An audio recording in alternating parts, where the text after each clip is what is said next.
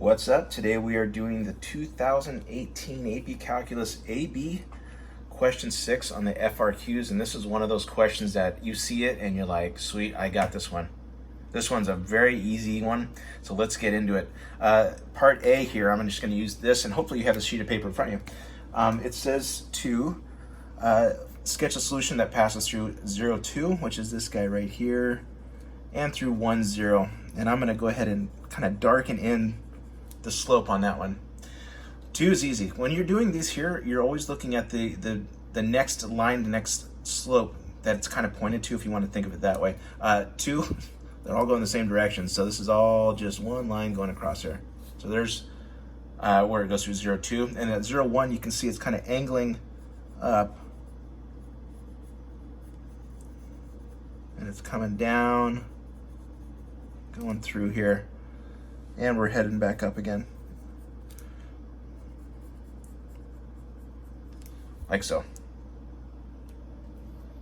There you go. There's 2 points right there.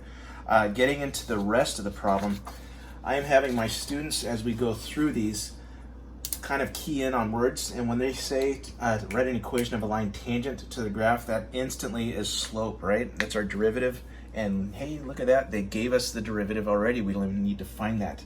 So for part B, we have our condition of f of 1 equals 0, so that is my x and that is my y, and all we need to do is plug it in. So 1/3 x times 0 minus 2 squared, that's going to give me 1/3 times 4, which is going to give me 4/3. So that right there, that's my slope. So we have y minus y1 equals m times x minus x1, and simplified that it's just going to be 4/3 x minus 1. So this is our line. This is what they asked us to do. Write an equation for our line tangent. So use our equation here. Use it to approximate when x equals, so f of 0.7 is going to be 4/3 times 0.7 minus 1, and that's going to end up giving us a negative 0.4.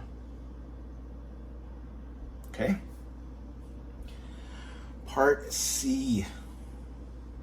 This is it. If you're underlining things or keeping that list going, this is what we're looking for here. Particular solution, differential equation, initial condition. That is telling me right there, that's screaming to me that we're going to be separating variables. We're going to solve for C, and then we're going to solve for x or y or whatever variable that we're looking for. So let's do part C, and this is usually where all the money is. You get a bunch of points for these, and they're the same steps every single time we go through these differential equations. So part C, I'm just going to rewrite what we have here. So I have dy dx equals 1/3 x times y minus 2 squared. And of course our goal here is to get my x's with my dx and my y's with my dy. So I'm going to divide both sides by y minus 2 squared. So I have 1 over y minus 2 squared dy, and I'm going to multiply that dx over to the other side. So I have 1/3 x dx. So we have successfully broken those apart. So our next step here is to integrate. And if you've done any of these DE problems, differential equations, again, it's the same steps over and over. So doing so, I get negative 1 over y minus 2. And we should actually put a plus c here, but we don't need to, because I would add or subtract that c over to the other side and get a new c, so it doesn't really matter.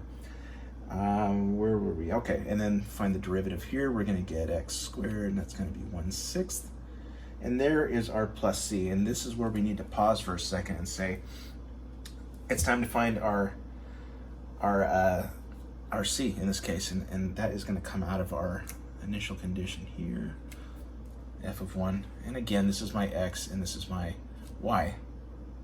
So solving that out, I get negative 1 over 0 minus 2, which is negative 2, and I get 1/6 times 1 squared plus c. So I have 1/2 minus 1/6. That's going to give me 1/3 1/3 equals C.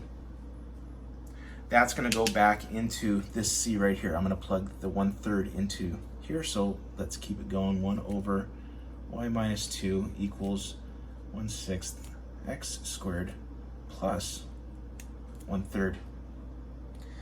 Our goal is to get that y by itself. So I'm going to multiply y minus 2 over to this side. So I have negative 1 equals 1/6 x squared plus 1/3 y minus 2.